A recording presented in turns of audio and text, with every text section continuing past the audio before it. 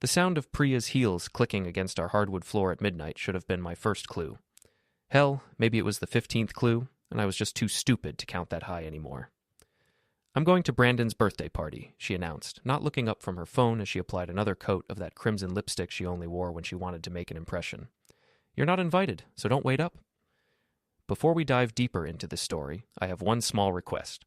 Please subscribe, drop a like, comment, and hit that hype button to boost this channel so more people can discover these incredible Reddit stories. I looked up from my laptop where I'd been debugging code for the past 4 hours, my coffee long cold, my back aching from hunching over the kitchen table that doubled as my home office.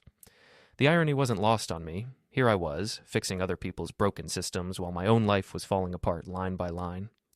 "Sure thing, honey," I said with a grin that felt like swallowing glass. "Knock yourself out." That's when I knew the marriage was over. Not faded, not on life support. Over. Her voice had that cold, dismissive tone of a bank notice, all business and no warmth. But here's the thing about us nice guys that everyone gets wrong. We're not stupid. We're just patient. And my patience had finally run out. Priya grabbed her designer purse, the one I'd bought her for our anniversary last year when I still believed in us, and headed for the door. She paused, probably expecting me to say something, to fight, to beg her to stay. Instead, I just smiled and went back to my screen. "See you tomorrow," I called out as the door slammed. But I was already planning to make sure tomorrow would be very different than she expected. You see, Priya thought she was clever. For the past 3 months, she'd been working late more often, taking mysterious phone calls in the bathroom, and spending way too much time getting ready for what she claimed were casual friend gatherings. The final piece fell into place 2 weeks ago when I saw the credit card statement. Charges at expensive restaurants I'd never been to, purchases at lingerie stores for items I'd never seen, and hotel bills on nights she claimed to be at her sister's place. Brandon wasn't just some random friend. He was her ex-boyfriend from college, the one who'd broken her heart by choosing his career over their relationship. Now he was back in town, running some trendy nightclub downtown, and apparently, old flames die hard. My phone buzzed with Instagram notifications. Priya was already posting stories, perfectly filtered selfies in the Uber, then group shots at some upscale bar I couldn't afford on my software tester salary. I watched her digital performance unfold, each post more revealing than the last. There she was, laughing with Brandon's arm around her waist. There they were, sharing a drink with 2 straws. There she was, dancing way too close to a man who wasn't her husband. The comments started rolling in from her friends. "You look amazing, girl." "Living your best life." "Is that Brandon from college? He looks good." And then the one that made my blood boil. "About time you found someone who appreciates you." That last comment came from Melissa, Priya's best friend since high school. The influencer wannabe who'd been poisoning my wife's ear for months with talk about settling and knowing your worth. Melissa, who'd never held a real job but somehow lived in a lakeside mansion funded by mysterious brand partnerships and a trust fund from her late grandmother. I closed Instagram and opened my laptop's browser, navigating to the business account I'd quietly set up 3 months ago when I first suspected something was wrong. Owen Mitchell Consulting LLC, a legitimate software consulting business that I'd been slowly building on the side. More importantly, it was a business account that I'd been carefully transferring our joint savings into, bit by bit, under the guise of investment opportunities that Priya never bothered to ask about. See, that's the thing about being married to someone who thinks you're boring.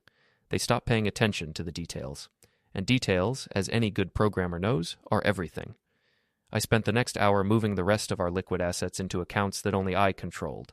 Not stealing. Everything I took was legally mine to take. Joint accounts are funny things. Either party can withdraw everything, and there's nothing illegal about it. Immoral, maybe, but not illegal. By 2 a.m., Priya's Instagram stories had devolved into drunken videos of her and Brandon singing karaoke, his hands wandering places that definitely weren't appropriate for a married woman. The final video showed them leaving the bar together, Brandon's arm around her shoulders, heading toward what I recognized as the entrance to his apartment building downtown. That's when I made my decision. I packed a bag with clothes for 3 days, grabbed my laptop, and left my wedding ring on the kitchen counter next to a note that simply read, "Gone fishing. Don't wait up." Then I turned off my phone, tossed it on the couch, and walked out of the house that no longer felt like home. The night air was crisp, carrying the scent of rain and possibility. I threw my bag in the back of my Honda Civic, not fancy, but paid off and reliable, unlike some people I knew, and drove across town to the Sleepy Inn Motel, the kind of place that rents rooms by the hour and doesn't ask questions as long as your credit card works. The desk clerk, A tired-looking woman with gray roots showing through her blonde dye job barely looked up as she handed me the key to room 237. "How long you staying?" she asked. "As long as it takes," I replied. She shrugged. "None of my business. Wi-Fi password is on the nightstand." Room 237 smelled like industrial disinfectant and broken dreams, but it had everything I needed. A bed, a desk, and most importantly, privacy. I set up my laptop and got to work. First, I created a new email account and social media profiles under my business name. Then I started documenting everything: screenshots of Priya's Instagram stories, photos of credit card statements, copies of all our financial records. If this was going to get ugly, I wanted to be prepared. Around 4 a.m., I bought a burner phone from the 24-hour convenience store next to the motel. The clerk, a kid who couldn't have been older than 20, looked at me with the kind of suspicion reserved for middle-aged men buying untraceable phones in the middle of the night. "You okay, man?" he asked. "Never better," I said, and meant it. Back in my room, I used the burner to call my old friend Kelly, who'd become a family law attorney after her own messy divorce 5 years ago. It went straight to voicemail. "Kelly, it's Owen Mitchell. Remember how you always said if I ever needed legal advice, I should call you? Well, I'm calling. It's 4 a.m. on a Thursday, my wife is cheating on me with her ex-boyfriend, and I'm about to do something that's either brilliant or completely insane. Probably both. Call me back on this number when you get this." Then I settled in to wait. By 6 a.m., my regular phone, the one I'd left at home, had received 17 missed calls and 43 text messages. I knew this because I'd set up remote access to check my voicemails and messages without actually turning the phone on. The progression was beautiful in its predictability. First, anger. "Where the hell are you? This isn't funny, Owen." Then confusion. "Your car is gone. Did something happen? Call me back." Then panic. "I'm worried sick. Please just let me know you're okay." And finally, desperation. "I'm sorry about last night. We need to talk. Please come home." But my favorite message came from Brandon himself. "Dude, your wife is freaking out. She's been calling me all morning asking if I know where you are. This is awkward, man. Can you just call her back?" I laughed out loud at that one. Poor Brandon had no idea he was about to become collateral damage in a war he didn't even know had started. Kelly called back at 7:30 a.m., her voice sharp with caffeine and curiosity. "Owen, what the hell is going on? You sounded weird in that voicemail." "I need to file for separation," I said without preamble, "and I need to do it fast before she figures out what's happening." "Slow down. What happened?" I told her everything: the cheating, the lies, the Instagram evidence, the financial preparations I'd already made. Kelly listened without interrupting, her lawyer brain processing every detail. "You've been planning this," she said when I finished, "for 3 months. Good. That shows premeditation, which will help if she tries to claim you acted irrationally. How much did you move out of the joint accounts?" "Everything that was legally mine to move, about $60,000. Kelly whistled. "That's going to piss her off." "That's the idea." "Owen, I have to ask, are you sure about this? Marriage counseling, trial separation, there are other options." "Kelly, she spent last night in another man's bed while posting about it on social media. I'm not interested in other options." There was a long pause. "Okay then, let's burn it all down." Kelly worked fast. By noon, she'd drawn up separation papers and a cease and desist order preventing Priya from using any of our joint credit cards or accessing accounts that were now under my sole control. By 2 p.m., a process server was knocking on our front door. I know this because Mrs. Finch, our 70-year-old neighbor who treated neighborhood gossip like an Olympic sport, called me on the burner phone. I'd given her the number months ago when I started suspecting I might need allies. "Owen, dear, there's a man in a suit at your door with official-looking papers," she whispered into the phone like she was reporting enemy troop movements. "Priya looks like she's seen a ghost." "Thanks, Mrs. Finch. I owe you one." "Just promise me you'll tell me how this all turns out. This is better than my soap operas." While Priya was being served with papers that would effectively cut off her access to our money and legally establish that our marriage was over, I was across town at Reggie's boxing gym, working out my frustrations on a heavy bag. Reggie had trained me back in college when I thought I might make something of myself in the ring. That dream died when I realized I was better at taking punches than giving them, but Reggie and I had stayed friends. He was one of those old-school guys who believed in loyalty, hard work, and settling scores the right way. "You look like hell," he said as I wrapped my hands. "Feel worse," I replied, throwing a combination that would have made my 20-year-old self proud. "Woman trouble?" "The worst kind. The kind that makes you question everything you thought you knew about someone." Reggie nodded knowingly. He'd been through 3 divorces and had the alimony payments to prove it. You want some advice from an old fool who's been where you are? Shoot. The first rule of fighting is don't get emotional. Emotion makes you sloppy, makes you make mistakes. You want to hurt someone who hurt you, you stay calm, you stay smart, and you hit them where they can't hit back. What's that supposed to mean? Means you don't fight them on their terms. You fight them on yours. I spent 2 hours at the gym, working out years of frustration and disappointment. Every punch was for every lie, every excuse, every time she'd made me feel like I wasn't good enough. By the time I left, my knuckles were raw and my head was clear. The burner phone had 12 missed calls from Priya and 3 from Brandon. I listened to the voicemails while sitting in my car outside the gym. Priya sobbing. Owen, please, we need to talk. I know you're upset, but this isn't the way to handle things. Come home so we can work this out. Brandon, uncomfortable. Look, man, I don't know what's going on between you two, but Priya is really upset. She's been crying all day. Maybe you should call her back? And then Priya again, anger creeping into her voice. This is ridiculous, Owen. You can't just disappear and freeze our accounts. I have bills to pay. Call me back right now. I deleted all the messages and drove to Brandon's nightclub. The Velvet Room was one of those trendy downtown places that charged $20 for cocktails and played music so loud you couldn't think. It catered to young professionals with more money than sense, the kind of people who thought bottle service was a personality trait. I parked across the street and waited. At 6 p.m., Brandon's silver BMW pulled into the valet parking area. He got out wearing a suit that probably cost more than I made in a month, his hair perfectly styled, his confidence radiating the kind of arrogance that comes from never having to face real consequences. I waited until he went inside, then walked over to his car. The valet, a college kid who looked like he'd rather be anywhere else, was busy with another customer.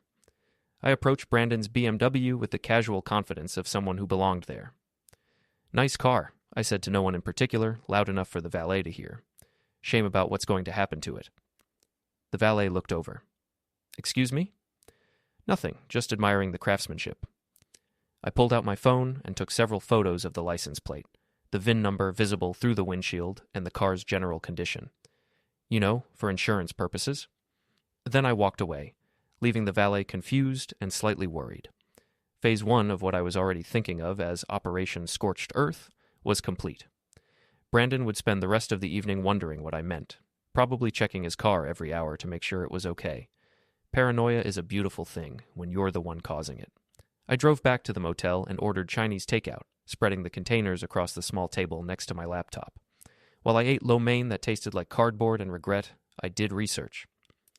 Brandon's nightclub had been struggling financially for the past year, according to public records and online reviews. Several former employees had posted on job sites about unpaid wages and bounced checks. His business partner, a guy named Vincent Torres, had filed a lawsuit 6 months ago over missing inventory and unauthorized expenses.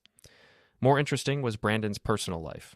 His Instagram showed the same kind of carefully curated lifestyle that Priya aspired to. Expensive restaurants, luxury vacations, designer clothes, but a deeper dive revealed the truth.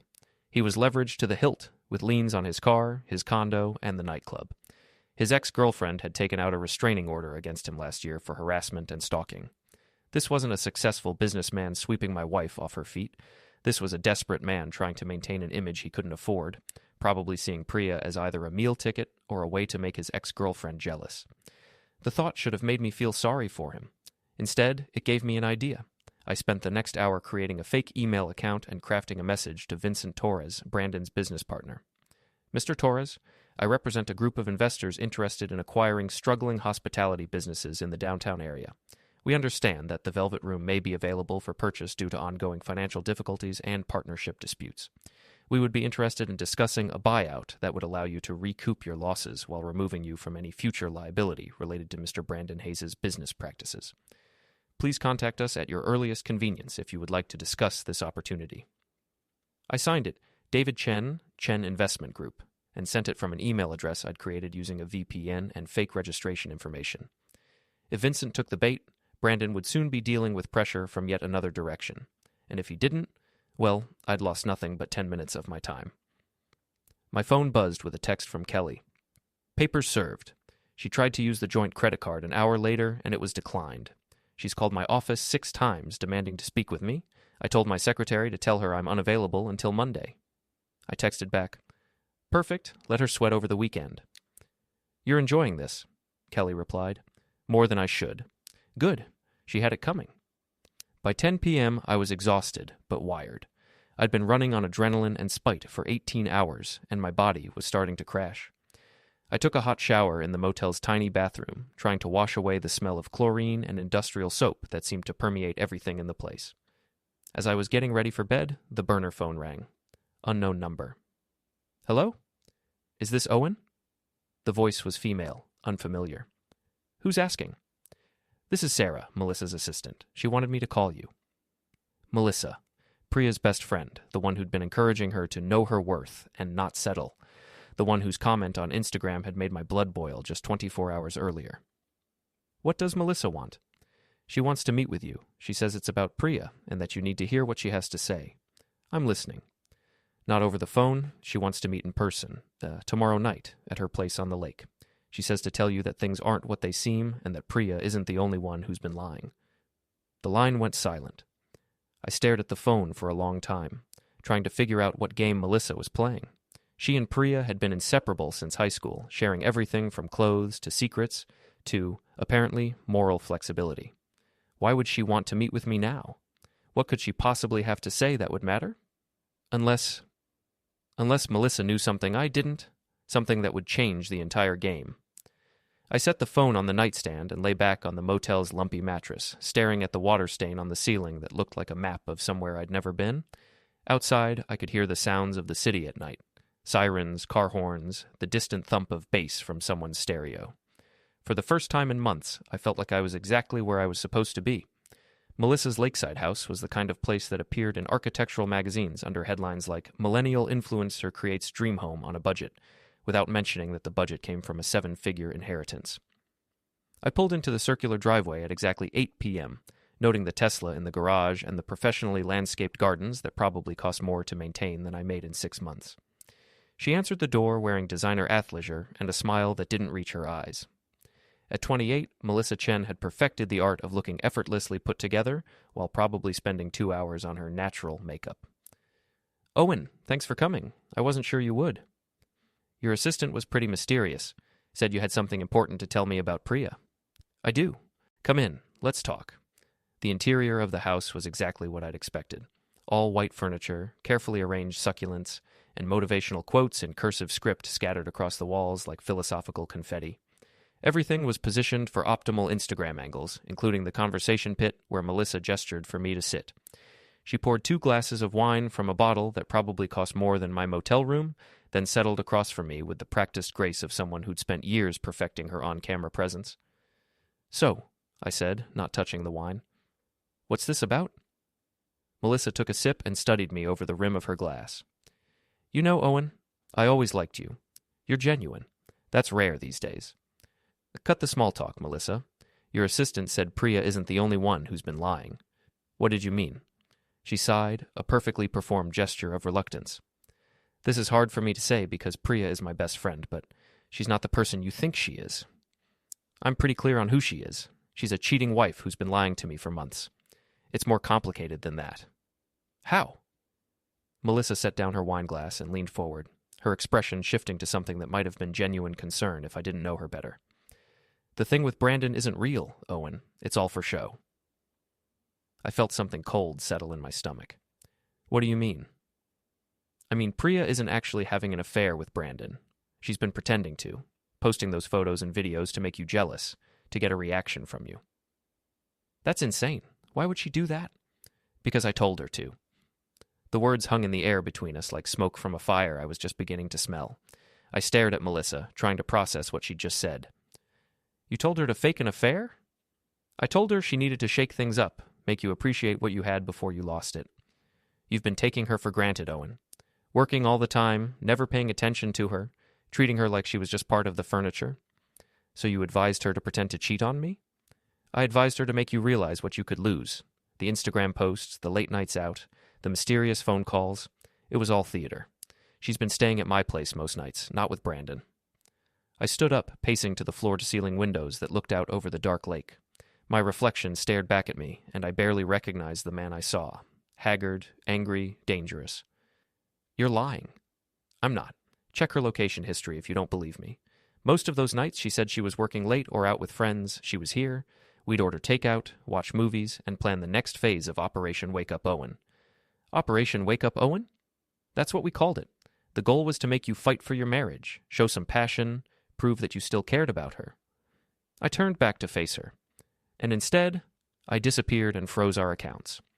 Instead, you proved that you're exactly the cold, calculating person I always suspected you were.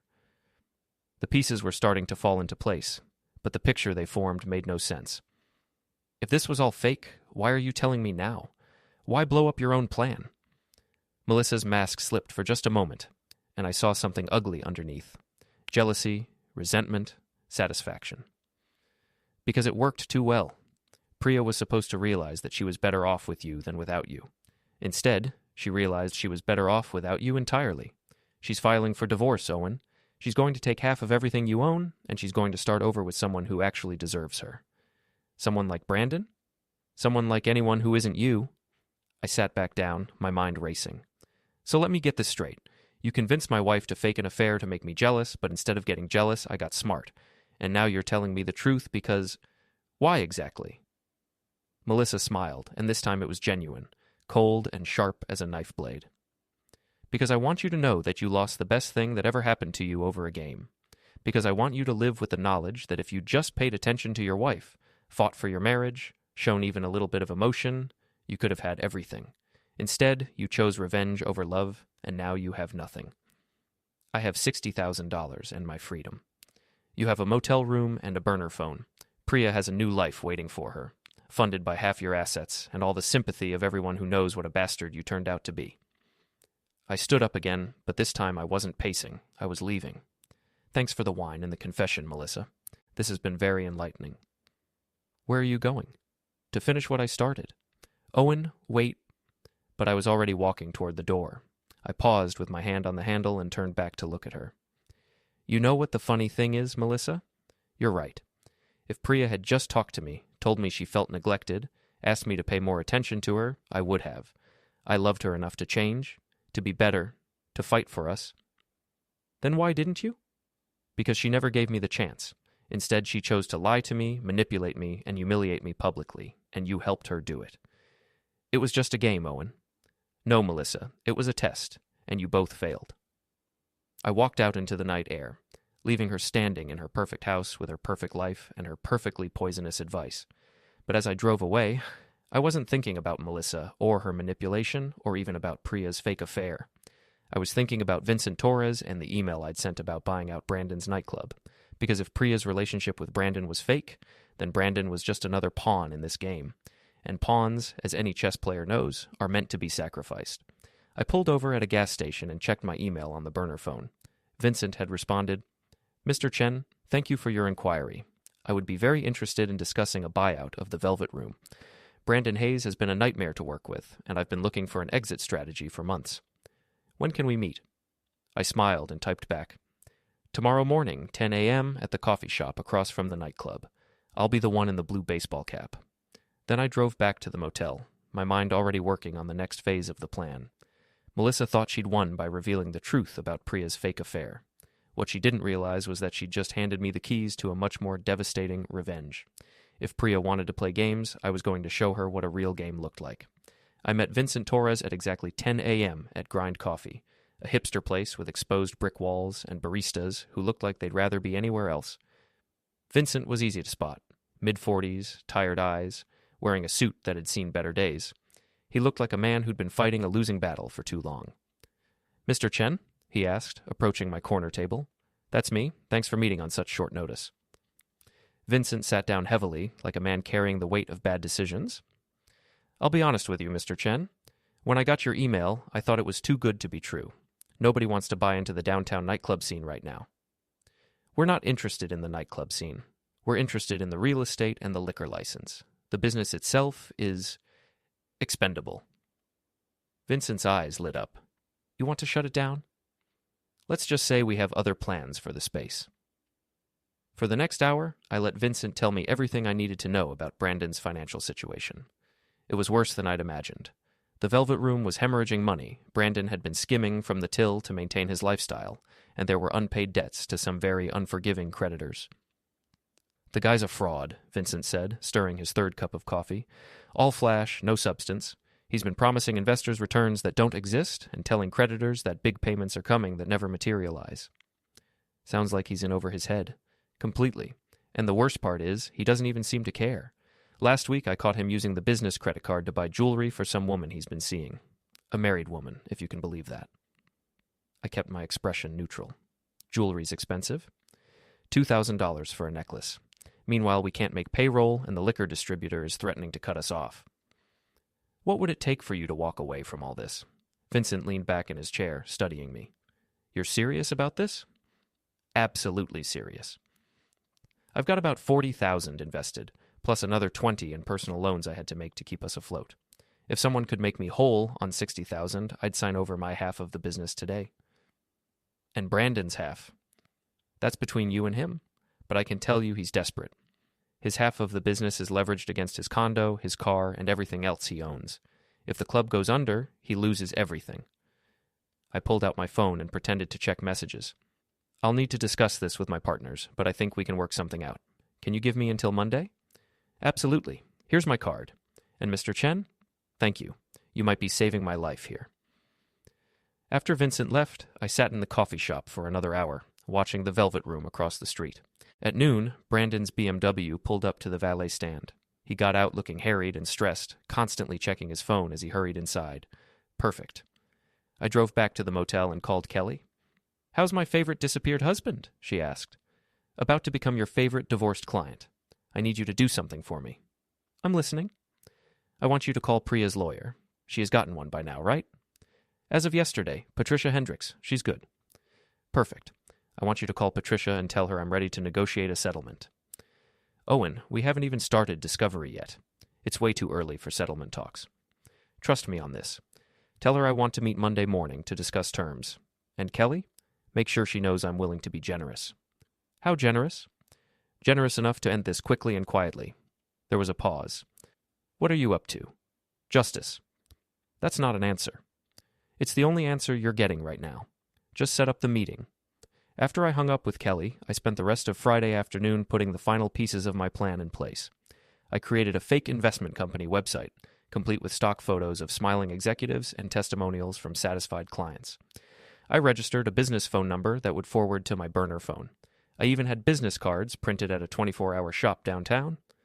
By Saturday morning, I was David Chen, senior partner at Chen Investment Group, and I was ready to make Vincent Torres an offer he couldn't refuse. I met Vincent at his apartment, a modest place in a converted warehouse that smelled like coffee and disappointment. He answered the door in pajama pants and a wrinkled t-shirt, looking like he hadn't slept in days. "Mr. Chen, I wasn't expecting you so early."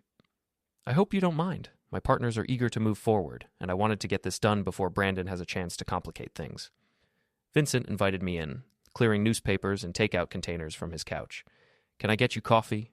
It's not great, but it's strong." "That would be perfect."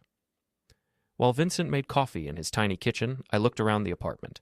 It was the home of a man who'd bet everything on the wrong horse and was still paying the price.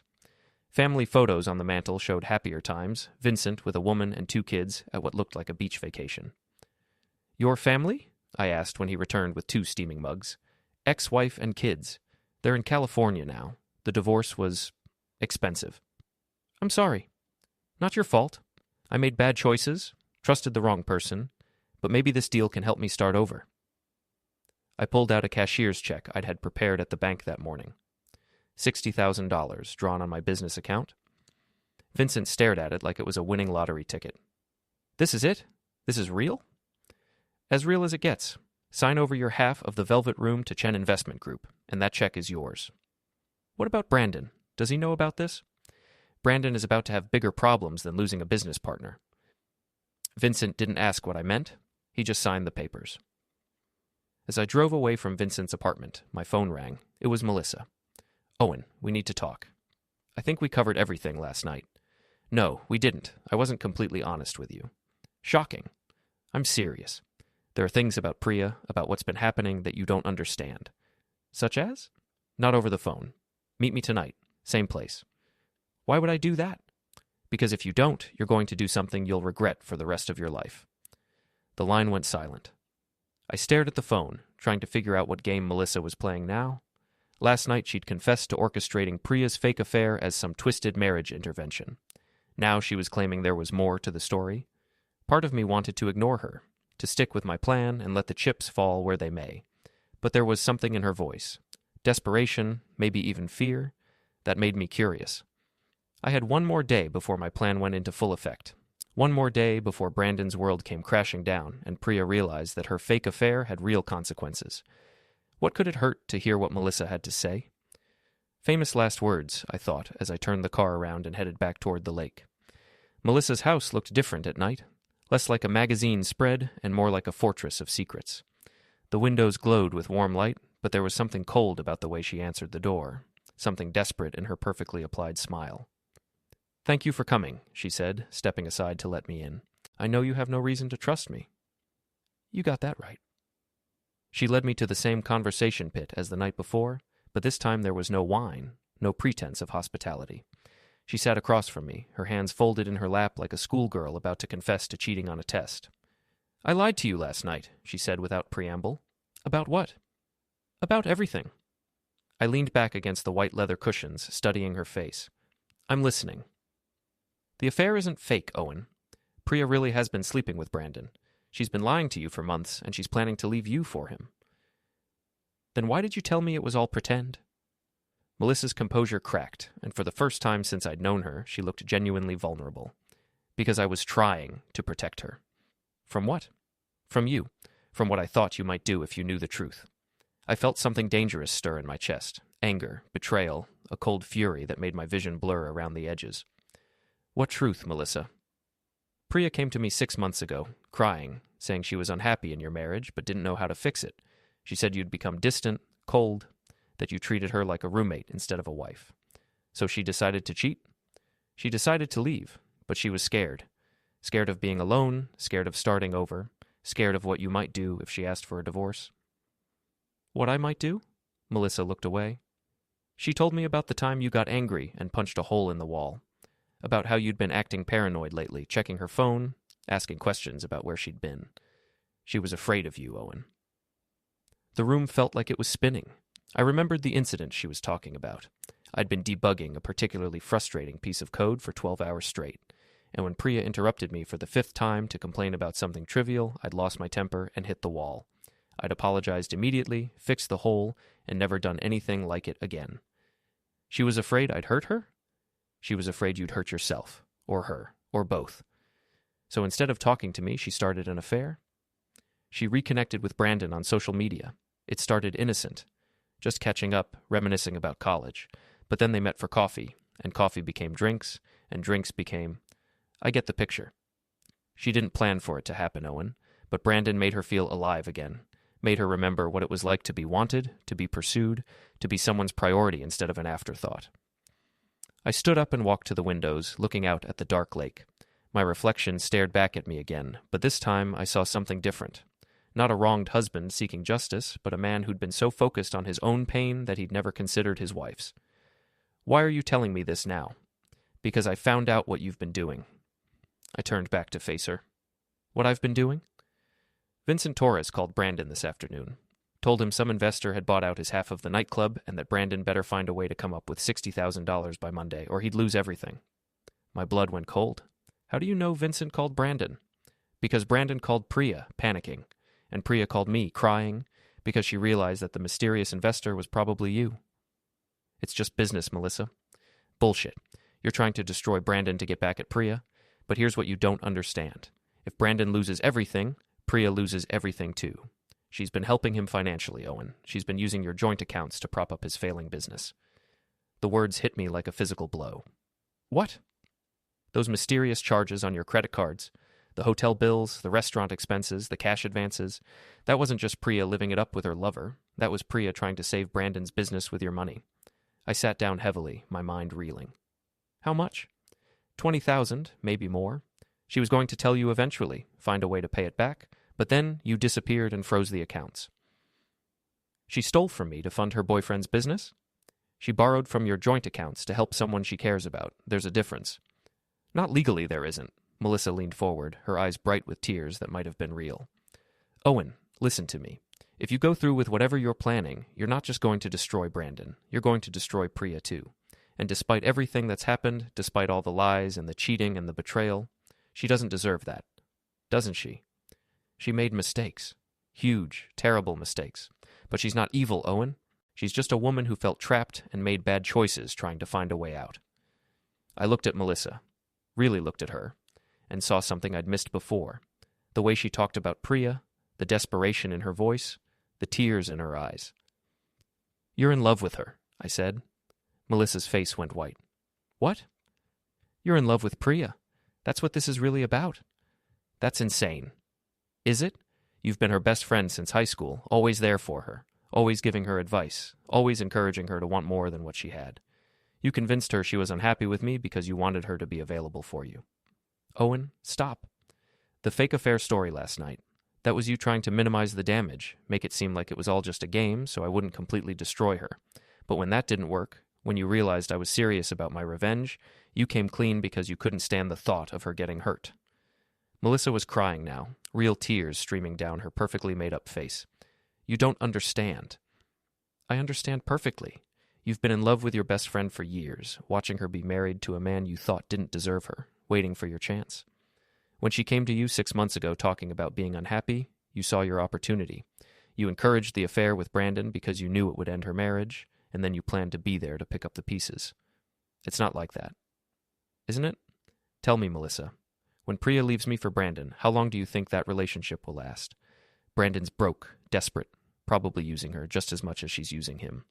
When it falls apart, who's going to be there to comfort her? Who's going to help her start over? Who's going to be the shoulder she cries on? Melissa buried her face in her hands, her shoulders shaking with sobs. I stood up and walked to the door, then paused and looked back at her. You know what the really sad part is, Melissa? If you'd just been honest from the beginning, if you'd told Priya how you felt instead of manipulating her into destroying her marriage, you might have actually had a chance. But instead, you chose to play puppet master, pulling strings and moving pieces around like people are just characters in your personal drama. Owen, please, save it. You've lied to me twice now. I'm done listening to anything you have to say. I walked out into the night, leaving Melissa alone with her tears and her secrets and her perfectly curated life that was built on lies. As I drove back to the motel, my phone buzzed with a text from an unknown number. This is Brandon. We need to talk. Tomorrow, 2 p.m. at the coffee shop where you met Vincent. Come alone.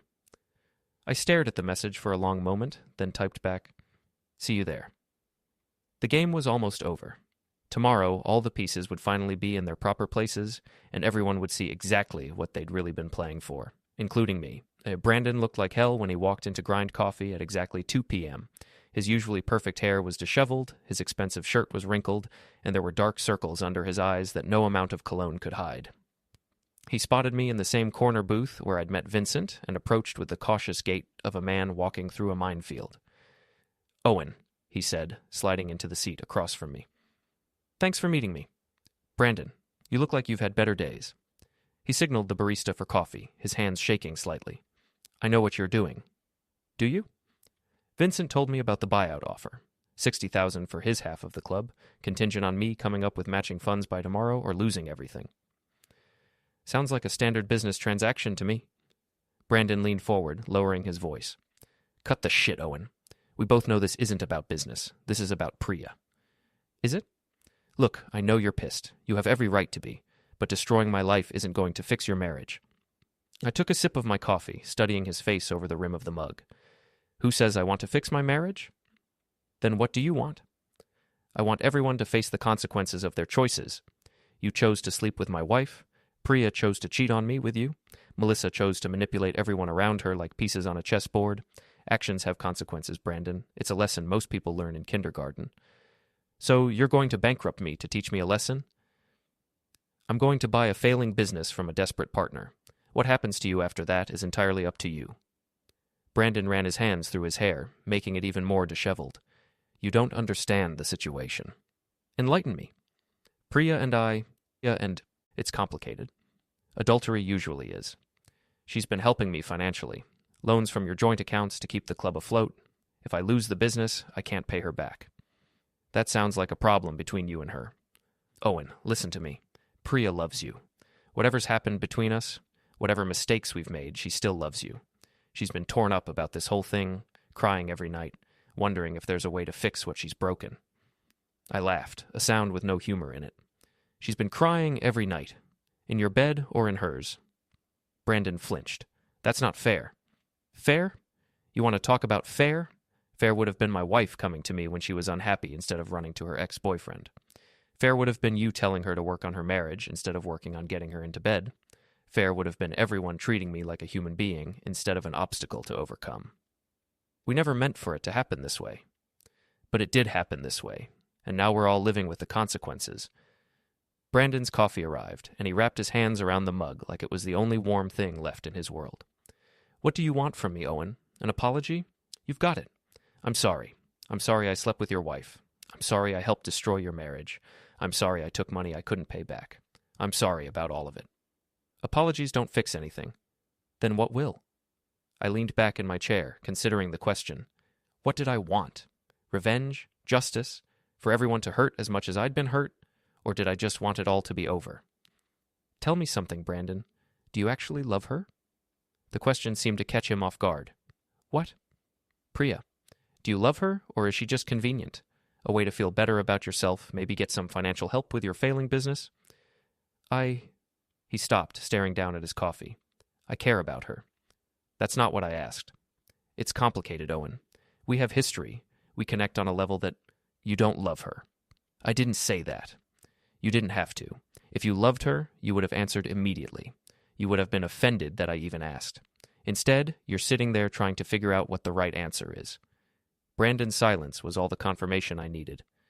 Here's what's going to happen, I continued. Tomorrow morning, I'm meeting with Priya and her lawyer to discuss divorce terms. I'm going to be generous. She can have the house, half of our remaining assets, and I won't pursue charges for the money she stole to fund your business. Owen. In exchange, she's going to sign a non-disclosure agreement preventing her from talking to the media about our marriage or divorce. She's also going to agree to stay away from me permanently. No contact, no attempts at reconciliation, no showing up at my workplace or anywhere else I might be. And me? You're going to disappear. Leave town, start over somewhere else, find a new life that doesn't involve my wife or my money. I can't just leave. I have a business here, commitments. You have a failing nightclub and a pile of debt. I'm offering you a way out. What kind of way out? I pulled a cashier's check from my jacket pocket and placed it on the table between us. It was made out to Brandon Hayes for $25,000. This is enough to pay off your most pressing debts and get you started somewhere else. Take it, sign over your half of the club to my investment company and walk away. Brandon stared at the check like it might bite him. Why would you do this? Because I want you gone, and this is the most efficient way to make that happen. And if I don't take it, then tomorrow you lose everything anyway, but without the cushion to land on. Your choice. Brandon picked up the check, studying it like he was looking for fine print. There's a catch. There's always a catch. What is it? You have to tell Priya the truth? What truth?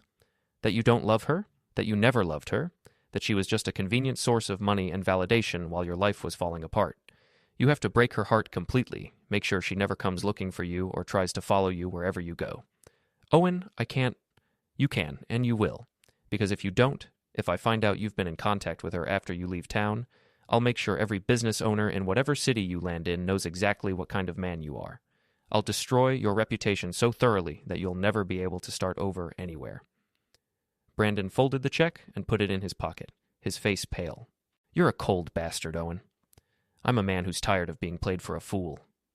And you think this will make you feel better, destroying everyone who hurt you?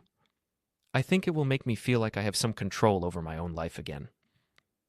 Brandon stood up, leaving his coffee untouched. I'll call Priya tonight. See that you do. He walked away without another word, leaving me alone in the coffee shop with the bitter taste of victory, and the hollow feeling that comes with winning a game nobody should have been playing. My phone buzzed with a text from Kelly. Meeting set for tomorrow at 10 a.m. Priya's lawyer says she's eager to settle. Whatever you said to her, it worked. I typed back, perfect. This will all be over soon. But as I sat there watching the sun set over the city that had been my home for 10 years, I wondered if anything would ever really be over, or if I'd just be carrying the weight of these broken relationships and burned bridges wherever I went next.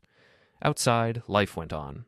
People walking dogs, couples holding hands, families heading to dinner, normal people living normal lives, making normal mistakes that could be forgiven and forgotten. I envied them. Epilogue. The price of victory. The divorce meeting lasted exactly 47 minutes. Priya sat across the conference table from me looking like a ghost of herself, hollow-eyed, pale, wearing a simple black dress that made her look like she was attending a funeral, which, in a way, she was. She signed every document without argument, agreed to every term without negotiation. When Kelly pushed the final papers across the table, Priya's hand shook so badly she could barely hold the pen. "Are you all right, Mrs. Mitchell?" Patricia Hendricks, her lawyer, asked with genuine concern. "I'm fine," Priya whispered, but she wasn't fine. She was broken, and we all knew it. As we gathered our papers and prepared to leave, Priya finally looked at me directly for the first time since she'd walked into the room. "Owen," she said, her voice barely audible. "I'm sorry." I met her eyes, those brown eyes that had once looked at me with love, then with indifference, then with fear, and now with something that might have been regret. "I know," I said, and then it was over. Kelly and I walked out of the law office into a crisp October morning that smelled like fallen leaves and new beginnings. The city looked the same as it had a week ago, but everything felt different. "So," Kelly said as we reached our cars, "how do you feel? Like I won. Do you?" I thought about the question as I drove back to the motel to pack my things. Did I feel like I'd won? Priya had lost her marriage, her financial security, and the man she'd thought she loved. Brandon had left town with his tail between his legs, his dreams of nightclub success crushed. Melissa was dealing with the fallout of her manipulations being exposed, her reputation in their social circle destroyed. Everyone who had hurt me was suffering. Everyone who had lied to me was facing consequences. Everyone who had treated me like a fool had learned otherwise. So why did I feel so empty? I checked out of the Sleepy Inn that afternoon and drove to my old house. My house now, according to the divorce settlement. To survey what was left of my former life. Priya had already moved out, taking only her personal belongings and leaving behind a space that felt more like a museum than a home. There were still pictures of us on the mantel, wedding photos, vacation snapshots, images of two people who had once believed they would grow old together. I took them down one by one, wrapping them in newspaper and storing them in boxes that I would probably never open again. In the kitchen, I found a note on the counter, written in Priya's careful handwriting. "Owen, I know you'll probably never forgive me, and I don't blame you. I made terrible choices and hurt someone who deserved better. I hope someday you can find happiness with someone who appreciates what an amazing man you are. I'm sorry for everything. P." I read the note 3 times, then crumpled it up and threw it away. Mrs. Finch knocked on my door that evening, carrying a casserole and wearing the expression of someone who had been dying to hear gossip firsthand. "Owen, dear, I heard about the divorce. I'm so sorry." "Thank you, Mrs. Finch. That's very kind. If you need anything, a home-cooked meal, someone to talk to, help with the house, you just let me know. Actually, there is something you could help me with." Her eyes lit up. "Anything." "I'm putting the house on the market next week. If you know anyone who might be interested." "You're leaving?" "Fresh start." Mrs. Finch nodded sagely. Sometimes that's the only way to heal from heartbreak. But as I closed the door and returned to the empty house, I wondered if geography could really solve the problem of carrying your mistakes with you wherever you go. 3 months later, I was living in Portland, Oregon, working as a senior software developer for a tech startup that developed apps for small businesses. I had a 1-bedroom apartment with a view of the river, a gym membership I actually used, and a social life that consisted mainly of work, happy hours, and weekend hiking trips. It was a good life, a quiet life, a life free from drama and manipulation and people who treated love like a game to be won or lost. It was also a lonely life. I dated occasionally, coffee with Sarah from accounting, dinner with Jennifer from the marketing team, drinks with Lisa who lived in my apartment building. Nice women, normal women, women who were honest about their feelings and straightforward in their communication. But every time things started to get serious, I found myself pulling back, looking for signs of deception, waiting for the other shoe to drop. Trust, it turned out, was like a bone that had been broken and healed wrong, functional but never quite the same. One evening in February, I was walking home from work when my phone rang. Unknown number, but with a familiar area code. "Hello? Owen, it's Melissa." I stopped walking, surprised by the sound of her voice and by my own lack of anger at hearing it. "Melissa, how did you get this number?" "It wasn't easy. Look, I know you probably don't want to talk to me, but I thought you should know. Priya's getting married." The words hit me with less impact than I'd expected. Good for her. To a guy named Michael. He's a teacher, seems really nice. They met at a coffee shop where she was working. She's working at a coffee shop? Part-time, while she goes back to school. She's studying to become a social worker. I found myself smiling at that. Priya had always been good with people, good at listening, good at making others feel understood. It made sense. Why are you telling me this, Melissa? There was a long pause. Because I wanted you to know that she's okay, that she's building a new life, a better life, and because I wanted to apologize. For what? For everything. For manipulating the situation, for lying to you, for treating people like chess pieces instead of human beings. I've been in therapy since everything happened, and I'm starting to understand how toxic I was. That's good, Melissa. I'm glad you're getting help. I also wanted you to know that Priya never stopped loving you, even after everything that happened, even after Brandon, even after the divorce. She never stopped loving you. But she stopped being in love with me. Maybe. Or maybe she just stopped believing that you could love her back. After I hung up, I walked down to the river and sat on a bench, watching the water flow past and thinking about love and forgiveness, and the difference between justice and revenge. I had gotten everything I wanted. Priya had faced consequences for her choices. Brandon had lost his business and his dreams. Melissa had been forced to confront her own manipulative behavior. Everyone had paid a price for the pain they'd caused me. But sitting there by the river, watching couples walk hand in hand along the waterfront, I realized that revenge is a hollow victory. It might satisfy your need for justice, but it doesn't heal the wound. It doesn't bring back what you've lost. It doesn't make you whole again. The truth is, I could have handled things differently. I could have fought for my marriage instead of destroying it. I could have chosen forgiveness over revenge, healing over hurt, love over pride. But I didn't. And now I had to live with that choice, just like everyone else had to live with theirs. The sun was setting over the river, painting the sky in shades of orange and pink that reminded me of better days and simpler times. Somewhere across the country, my ex-wife was building a new life with a man who probably appreciated her in ways I never learned how to. Somewhere else, the people who had hurt me were dealing with the consequences of their actions and hopefully learning to make better choices. And here I was, free and independent and utterly alone, having won a war that nobody should have been fighting in the first place. I pulled out my phone and scrolled through my contacts until I found Sarah from accounting. She'd asked me to dinner 3 times, and I'd made excuses each time because I wasn't ready to trust someone new. Maybe it was time to stop being afraid of getting hurt again. Maybe it was time to stop punishing myself for other people's mistakes. Maybe it was time to start over, for real this time. I typed a message. Sarah, if that dinner invitation is still open, I'd love to take you up on it. She responded within minutes. Absolutely. How about Saturday? Saturday sounds perfect. As I walked home through the Portland evening, I felt something I hadn't experienced in months. Hope. Not for revenge or justice or vindication, but for the possibility that love might be worth risking again, that trust might be worth rebuilding, that happiness might be worth pursuing even after everything had fallen apart. I had spent so much time looking backward, nursing old wounds and plotting elaborate revenges, that I'd forgotten to look forward. But maybe that was the real lesson in all of this. Not that people who hurt you should be punished, but that life is too short to spend it carrying grudges and building walls. Maybe the best revenge isn't destroying the people who wronged you. Maybe it's living well despite what they did, finding happiness in spite of the pain they caused, and choosing to trust again even after being betrayed. Or maybe I was just tired of being angry all the time. Either way, I had a dinner date on Saturday, a job I enjoyed, and a future that was entirely my own to shape. It wasn't the life I'd planned, but it was the life I had. And for the first time in a long time, that felt like enough.